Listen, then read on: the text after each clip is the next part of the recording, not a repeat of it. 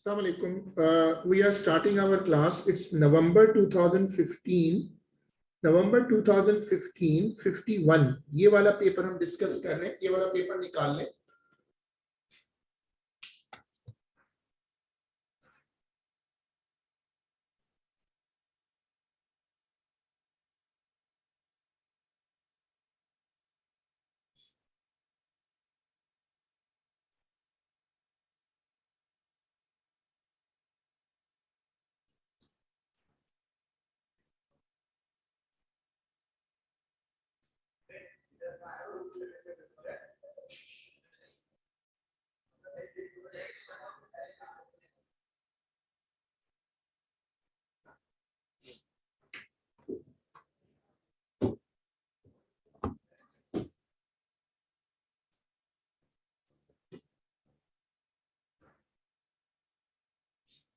नवंबर 15 और पेपर है 51.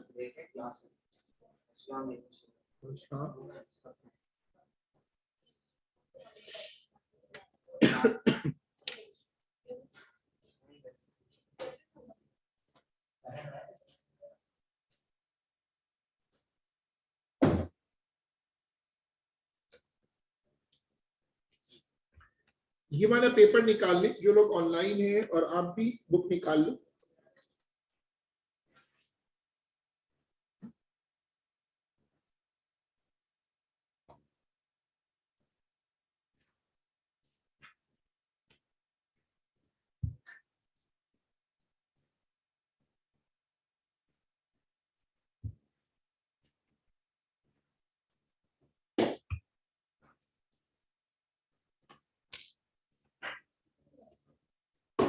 मैच करेगा.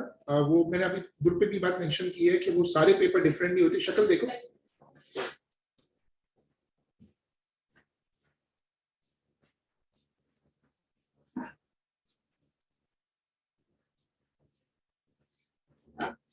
नवंबर 15 पेपर है 51. A student is investigating the angle at which a glass cylinder containing oil topples. एक बच्चा है जो कि आपने कभी घर में भी देखा होगा, आप एक बॉटल को टिल्ट करते जाएं तो बॉटल एक एंगल पर आकर गिरेगी. अब जैसे ये बॉटल है, आप इसको थोड़ा थोड़ा टिल्ट करें तो एक पॉइंट पर आकर बॉटल ऐसे गिर जाएगी. तो ये बड़ा छोटा सा ट्रायल है, लेकिन ऐसे ही होता है पेपर में. बाजू का बड़ा सिंपल सा क्वेश्चन बना देता है, और सिंपल क्वेश्चंस को टैकल करना ज्यादा मुश्किल होता है क्योंकि उसमें कोई ज्यादा चीजें लगने वाली नहीं होती. A student is investigating the angle at which a glass cylinder containing oil topples as shown. गिलास सिलेंडर है, तो ज़ाहिर है गिलास सिलेंडर है तो आपको ख्याल रखना पड़ेगा कि ये गिलास है तो टूट भी सकता है, तो आपको बड़े एहतियात से टॉपल कराना होगा, और साथ में कोई ऐसी चीज रखनी होगी जो इस सारे ऑयल वगैरह को होल्ड कर सके. A cylinder containing a mass m of oil can be tilted through a maximum angle phi from the vertical before it topples. ये पेपर है नवंबर 15 51 है, और ये बता रही है कि 52 भी यही है. तो मैंने ग्रुप पे भी मेंशन किया कि इनमें ना तीनों वेरिएंट्स एएस की तरह अलग नहीं होते, वेरिएंट दो ही होते हैं सिर्फ. पेपर 3 बनाते तो फिर अब पता नहीं होता पेपर के बाद कौन सा वेरिएंट किससे मैच हो रहा है. तो अब स्टूडेंट जो है वो इन्वेस्टिगेट कर रहा है, वो ये देखना चाहता है कि ये किस एंगल पे गिरेगा. पढ़ो. A cylinder containing a mass m of oil can be tilted through a maximum angle phi from the vertical before it topples. It is suggested that the relationship between m and phi is this: 1/10 phi is equal to am upon rho dq plus b, where d is the diameter of the cylinder, rho is the density of the oil, and a and b are, पढ़ो, a and b are what? Constants हैं. अब ये वाला page मैंने बताया कि यही सबसे इंपॉर्टेंट पेज होता है. ये पेज सबसे इंपॉर्टेंट होता है और इसको पढ़ना होता है. A cylinder containing a mass m of oil can be tilted through a maximum angle phi. क्या कर रहे हैं? टिल्ट करता जाएगा और वो पॉइंट देखेगा जिसके बाद ये गिरेगा. अभी बड़ा टेक्निकल सा कॉन्सेप्ट है क्योंकि अगर तुम किसी चीज को टिल्ट करो तो वो तो कभी भी गिर सकती है। जैसे वो गिरना शुरू करेगी तो एकदम गिरेगी, उस वक्त एंगल उठाना एक बड़ा चैलेंज होता है, और वो ह्यूमन आई इतनी एफिशिएंट नहीं होती, तो जाहिर है कोई और चीज आपको सोचनी पड़ेगी। It is suggested that the relationship between M क्या है, पढ़ो, mass of oil, and what is phi? Phi is the angle, where d is the diameter of the cylinder, rho is the density of the oil, and a and b are constants. यहां से शुरू करें. Design a laboratory experiment to test the relationship between phi and m. Explain how your results could be used to determine values of a and b. A और b constant है. You should draw a diagram on page number 3 showing the arrangement of your apparatus. यहां से सवाल पढ़ के अंदाजा हो रहा है कि दो वेरिएबल कौन से हैं, किसको हम बदले और किसको सिस्टम खुद ही बदलेगा. मास को हम बदलेंगे, क्योंकि किसी चीज में कितना ऑयल डालना है ये तो हमारी मर्जी है. फाई कैसे बदलेंगे, वो खुद ब खुद आएगा ना, क्योंकि वो तो एंगल है, एंगल कुछ भी हो सकता है. तो अब तुम हेडिंग डालो वेरिएबल्स. हेडिंग डालो variables. M is the independent variable. Ten five, ten मैंने ब्रैकेट में लिखा हुआ है, इसका मतलब टेन पर भी बना सकते हैं और खाली फाइव पर भी बना सकते हैं. टेन कोई अलग से वेरिएबल नहीं होता. Is the dependent variable. Keep the temperature of the oil constant. बार बार गिरने की वजह से या शेक होने की वजह से ऑयल का टेम्परेचर बदलता है, और उससे क्या होगा, ये जो टेम्परेचर होता है ये असल में किस चीज को बदल सकता है, डेंसिटी को. Very good. अब इसको कॉपी कर लो.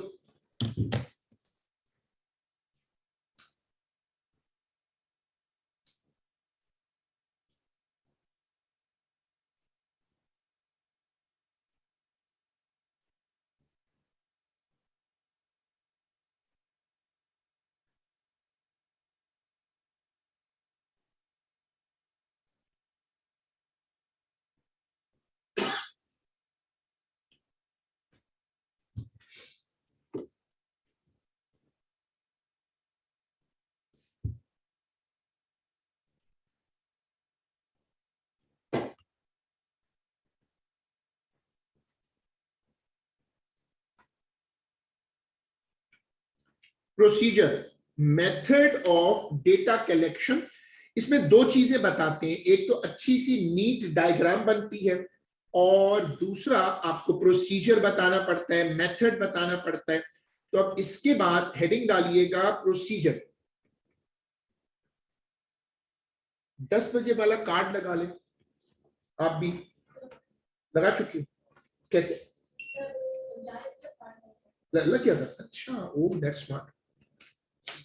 चलो अब बताओ मैंने ये क्यों बनाया. एक कंटेनर है, एक वेइंग मशीन है. What I am going to do with this operators.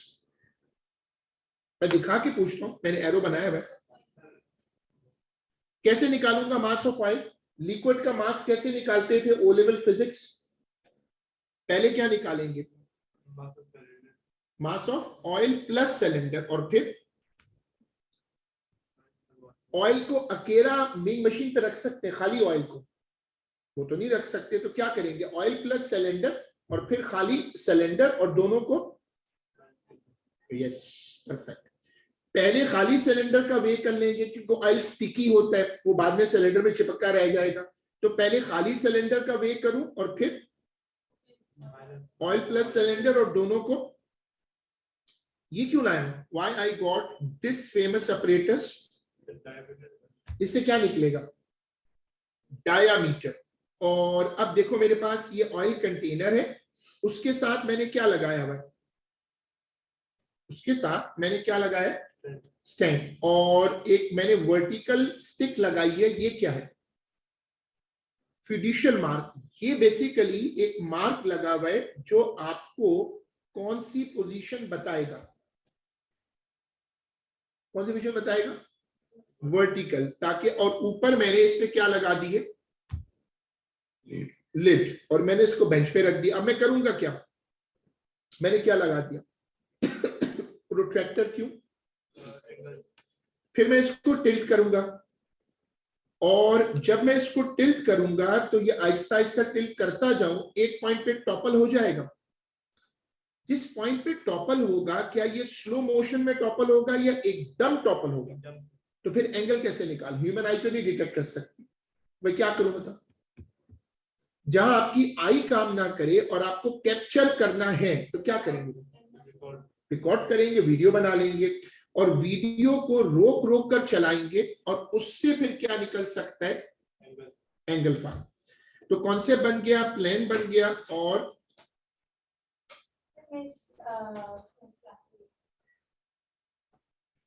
अब ये वाली स्क्रीन कॉपी करें।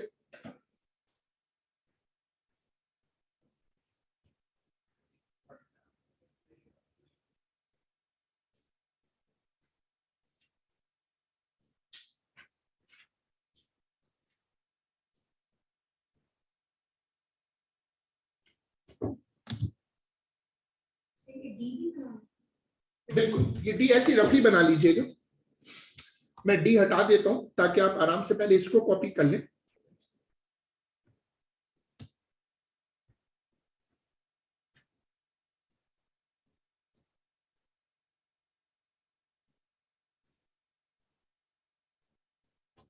कार्ड जरूर लगा लो, तुम थोड़ा उसको तुम्हें तो एंड पे लगाना पड़ेगा। Yes, this happens.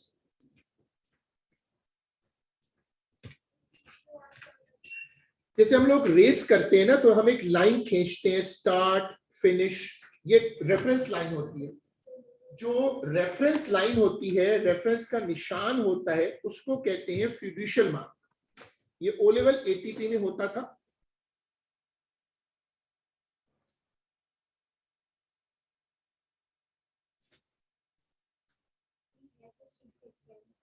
बुक पे देखो, ईयर नंबर नोट करो, और पेपर खोल लो, बुक लाई हो तो बुक में करो। बुक होगी ना, तुम फटाफट पढ़ लोगी। ये प्लान क्या है, कौन बताएगा इसको, तुम बताओ, थोड़ा सा बताओ। चलो चलो तुम बता दो। ला,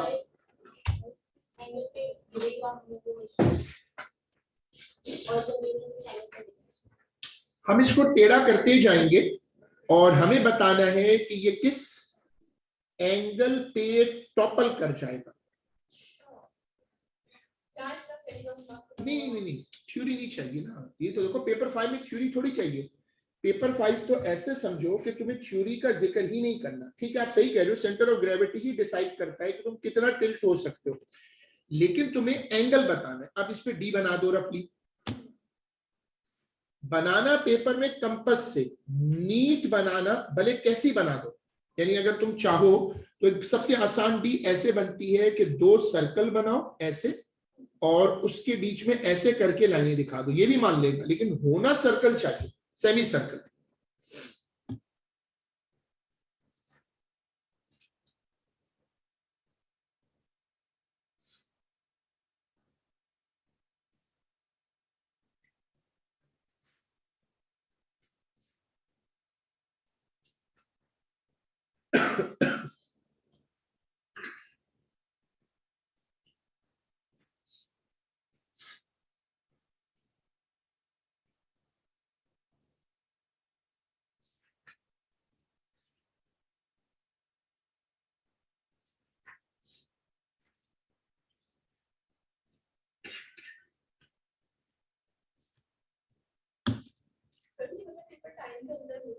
आराम से, इसलिए कि इस पेपर में पहला क्वेश्चन थोड़ा थिंकिंग है, लेकिन प्रैक्टिस हो जाए तो वो हो जाता है। दूसरा सवाल टाइम लेता है थोड़ा सा, वो उसमें सोचने का कुछ होता नहीं है। तो ये पेपर आराम से टाइम पर होता है। पेपर 4 फंस जाता है, उसमें बहुत क्वेश्चन होते हैं, 12-12 क्वेश्चन होते हैं 2 घंटे। तो वो पेपर चल, उसमें ड्रेन बहुत होता है बंदा, मतलब पहले घंटे की परफॉर्मेंस और दूसरे घंटे की परफॉर्मेंस बराबर नहीं होती। ह्यूमन मशीन्स आर डिफरेंट ना। चलो अब लिखो कि using a weighing machine, I'm sorry, using a digital pen balance, using a digital pen balance, mass of oil can be determined using a pan balance, digital pan balance, mass of oil can be determined. Mass of oil can be determined. फिर देखो board पे देखना, ये वाली जो bracket है ये copy कर लो.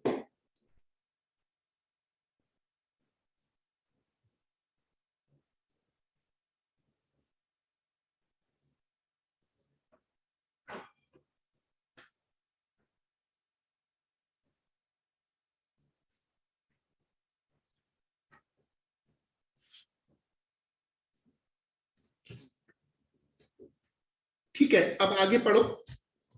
आगे लिखो कि arrange the apparatus as shown. Arrange the apparatus as shown.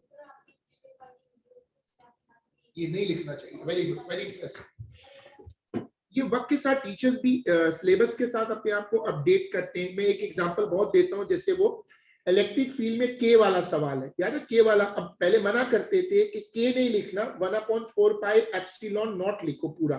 तो ये होता क्या है कि this is why they have a living system ना, दे इवॉल्व. वक्त के साथ चीजें बदलते जाते हैं. अब बहुत सारी चीजें चेंज हो गई तो हमें भी चेंज होना पड़ता है. हाँ डायरेक्ट. अब लेकिन अब वो कह रहे हैं कि पार्टीशन करके वो वर्किंग शो करो, और ये इवॉल्व होता है. बाजों का डेफिनेशन तक बदल जाती है वक्त के साथ. लिखो arrange the operators as shown. Gently push the cylinder. अब बताओ, हमने तय किया हम इसको कैसे कैप्चर कैसे करेंगे? Recording. Gently capture, sorry, gently push the cylinder. Record the event by a camera. Record the event by a camera.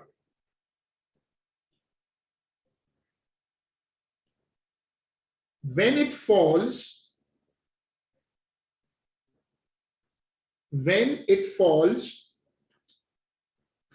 view the recording in slow motion. View the recording in slow motion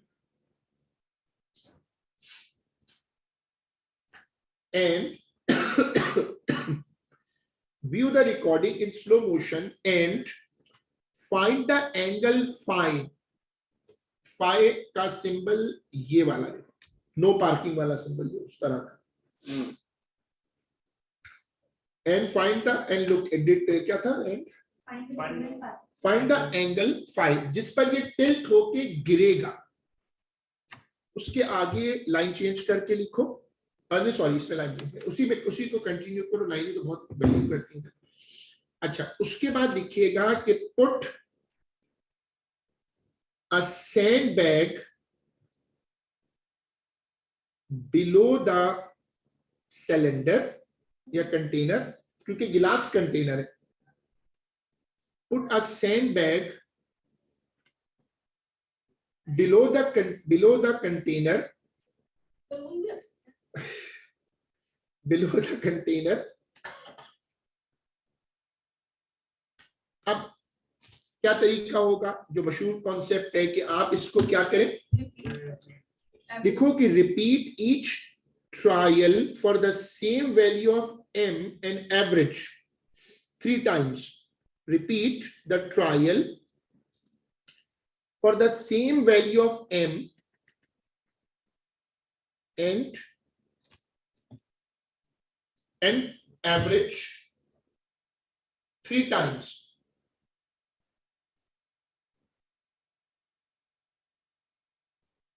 हमारी एक trial पूरी हो गई एक तरह से, उसको हमने रिपीट कर दिया. क्या इसको हम अब ऑयल को बदले? हमारा इंडिपेंडेंट वेरिएबल कौन सा था?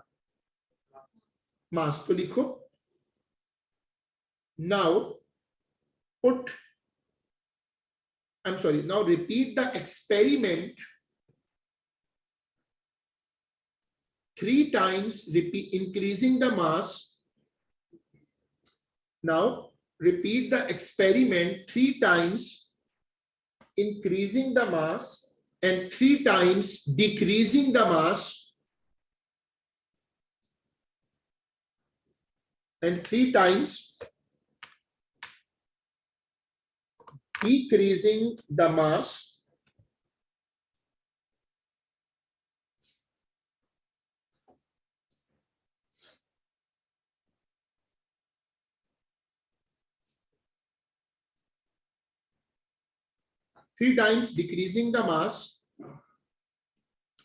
record the values in a table.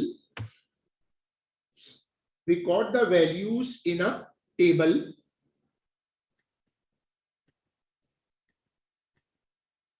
अब आ जाओ एनालिसिस पर. मैंने कंट्रोल ऑफ वेरिएबल छोड़ दिया क्योंकि वो अलग से कोई मार्क नहीं होता वही है, वो वेरिएबल्स को लिखने का एक पैटर्न होता है. चलो अब बताओ एनालिसिस में क्या करते हैं.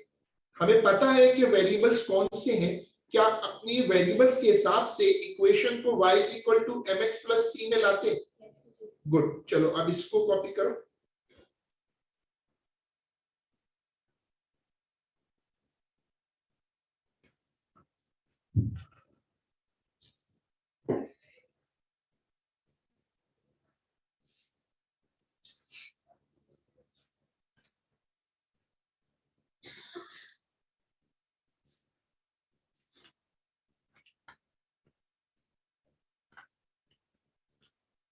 मैंने क्या किया कि मैंने उसको रीअरेंज किया और मैंने इक्वेशन को रीअरेंज करने के लिए मैंने m को थोड़ा सा हटा के लिखा और उससे ये हुआ कि वो y = mx + c की फॉर्म से कंपेयर हो गया. क्योंकि सवाल में m इस्तेमाल हुआ है तो मैंने mx में m के ऊपर एक हाइफन लगा दिया m', वरना वो पाकिस्तानी इशू कट गया सर. तो वो मैंने डिफरेंशिएट करने के लिए आई हैव यूज्ड m'. तो ये कॉपी होगा.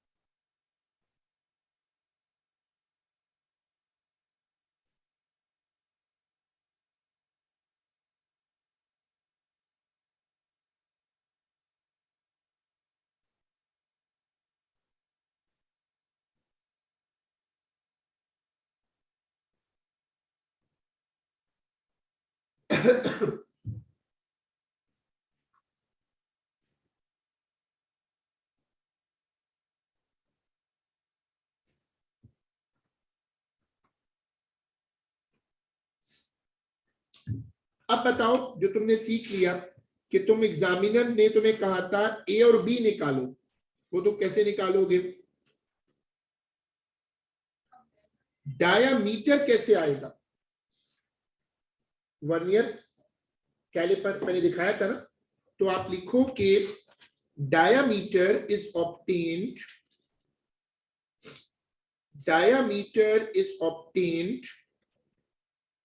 Bye vernier calliper. वो चूंकि वहां लिखने से रह गया ना, गलती हुई हमसे, तो यहां पर अब लिखना पड़ेगा diameter is obtained using a vernier caliper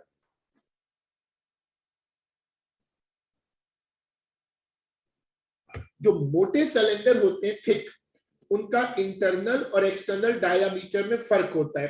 तो जो वर्नियर कैलिपर होता है उसके 2 जॉज होते हैं, छोटे जॉज बड़े जॉज. तो अगर आप अंदर वाला इंटरनल डायामीटर निकालना चाहते हो तो आप यूज करोगे इंटरनल जॉज छोटे वाले. हाँ, एक मेन स्केल होता है और एक होता है उसका लीनियर स्केल यानी वर्नियर स्केल. देखो ये हमने शो किया था कि हम, हाँ ये आ गया. देखो ये हमने डिस्कस किया था but we forgot to write. अब इसके जो ये बड़े वाले जॉज हैं ये निकालते हैं इंटरनल एक्सटर्नल दोनों, लेकिन वैसे ये बने होते हैं एक्सटर्नल के लिए, और इंटरनल जिसमें आप जरा अंदर जाना मुश्किल हो तो वहां ये वाले यूज होते हैं. तो ये इंस्ट्रूमेंट बहुत एक्यूरेट है और इससे आप ये वर्किंग कर सकते हो. अब इसमें लिखिएगा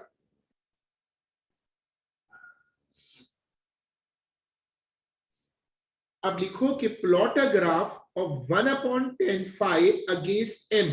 ग्राफ नहीं बनाइएगा, नीचे सिर्फ दिखाया है मैंने कि ऐसा ग्राफ बनेगा एक्सिस के हिसाब से।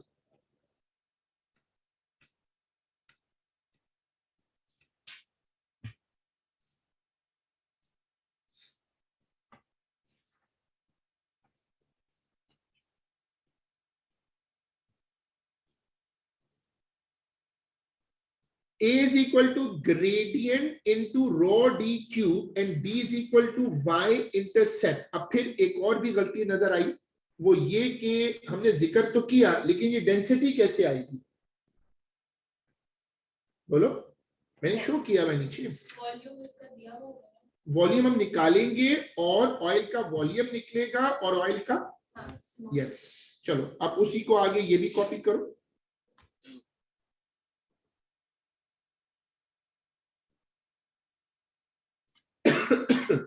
ग्राफ की एक्सिस कॉपी नहीं होंगे।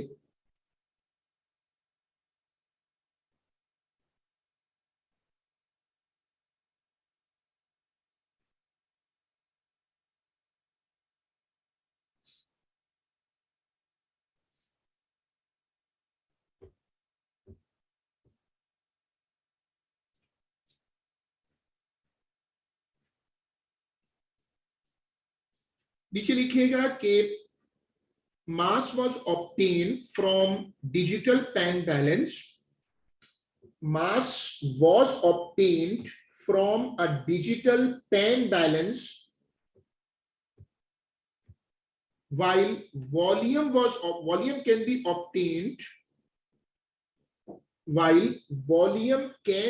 obtained using a measuring cylinder.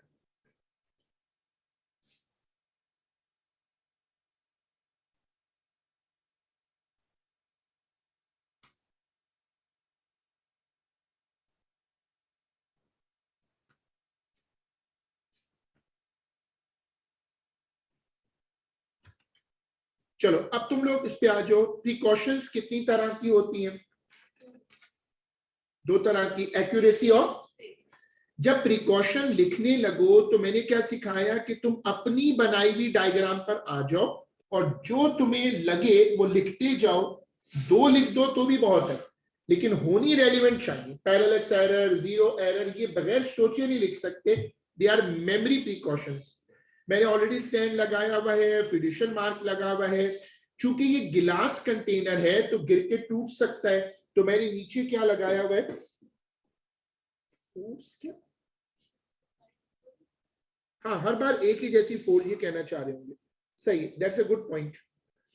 तो लिखिएगा कि प्रिकॉशंस की हेडिंग डालें और उसमें बुलेटिन कर लें। लिखो कि apply the same force every time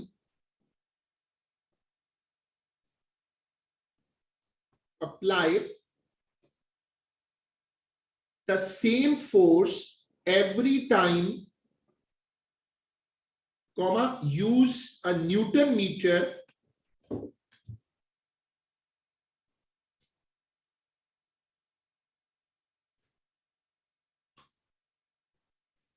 oil बहुत स्टिकी होते हैं और आपने अगर कभी ऑयल को इस्तेमाल किया हो तो उससे हाथ खराब होते हैं, कपड़े खराब हो जाते हैं और ऑयल जो है वो स्पिल हो जाए तो साफ करना मुश्किल होता है।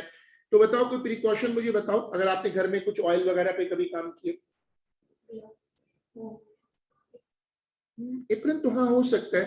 एप्रन अच्छा पॉइंट बोला है इसने, वैसे मेरी जमीनी looks to be a good point. हाँ बोलो तो क्या करें?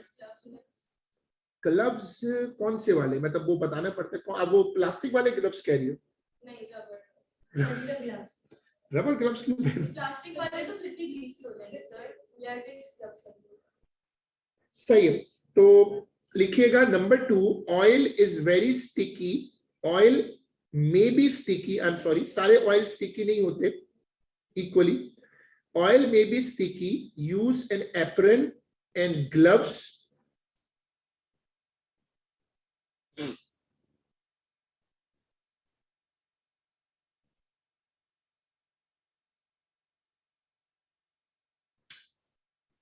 नंबर तीसरा bullet, clean the apparatus well, I'm sorry, rinse the apparatus well by a suitable solvent to remove oil. Rinse the, पानी से क्यों नहीं rinse करो? ऑयल रहता है, क्योंकि ऑर्गेनिक में आप पढ़ते हैं कि ऑर्गेनिक रूल के मुताबिक ऑर्गेनिक डिसॉल्व्स इन ऑर्गेनिक ना ऑयल को हटाने के लिए ऑयल होता है। कभी आप घर पे काम कर रहे हो, आपने वो तो हाथ पे ग्रीस लग जाए, कलर लग जाए, तो क्या करते हैं? मिट्टी का तेल से साफ करते हैं, नेल पॉलिश रिमूवर से साफ हो जाता है। क्यों ऐसा क्यों होता है? Organic dissolves in organic and inorganic dissolves in good. तो ये रूल बन गया। तो आप लिखो कि rinse the apparatus with a suitable solvent and dry it.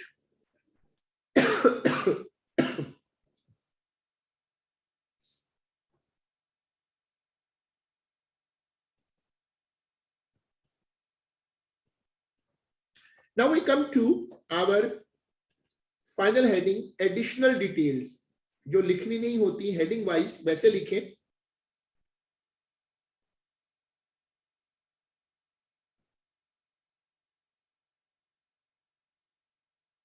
ये इसने लिखा यूज लार्ज प्रोट्रैक्टर, ये लिखना चाहिए था, सही है। बाकी हमने लिख दिया, लेकिन ये बहरहाल लोग लिखते हैं, अब लोगों का दिमाग कहां तक पहुंचता है वो समझ नहीं आता। लिखो use large protractor, use large protractor to reduce percentage uncertainty.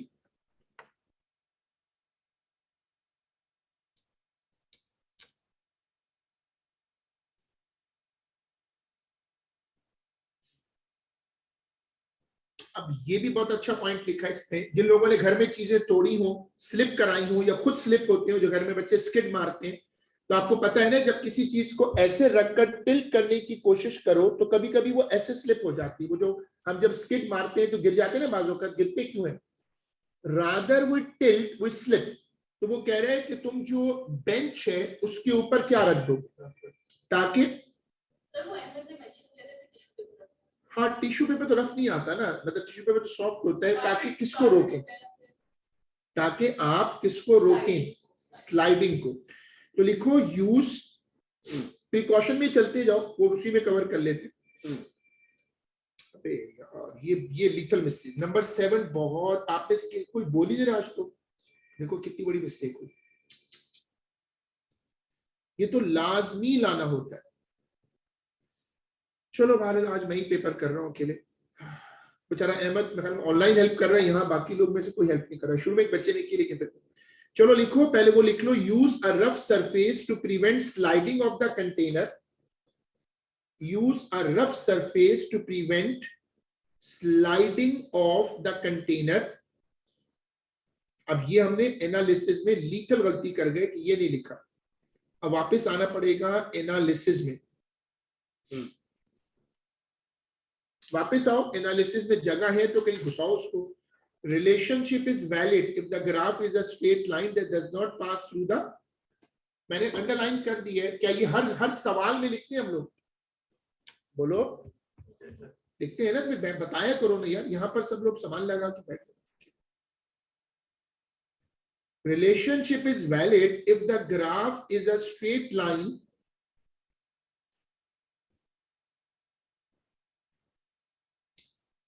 Relationship is valid if the graph is a straight line that does not pass through the origin.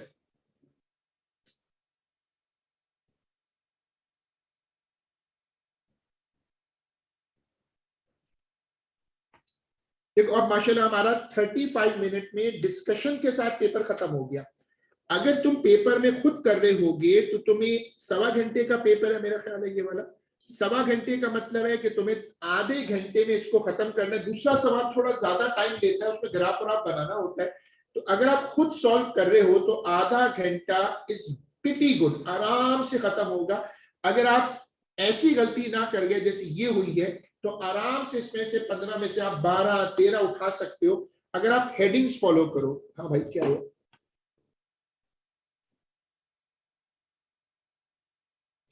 नहीं वो मैंने समझाया था अहमद, अगर एक चीज हर एक्सपेरिमेंट में आ जाए तो वो कांस्टेंट एरर होती है। हमें वैसे भी वो तो फिर कंटेनर का मास भी उसमें आ रहा है, वो तो मसला नहीं। चलो ये वाला क्वेश्चन यहाँ खत्म है और ये क्लास भी यहाँ खत्म है। हम इसको इंशाल्लाह अगली क्लास में कंटिन्यू करेंगे। जिससे अगर कार्ड लगाना हो अगला तो वो थोड़ी देर के बाद आके 11 वाला कोई बच्चा हो तो वो 11 बजे से पहले पहले आकर या 11 बजे आके कार्ड जरूर लगा दे। अल्लाह हाफिज।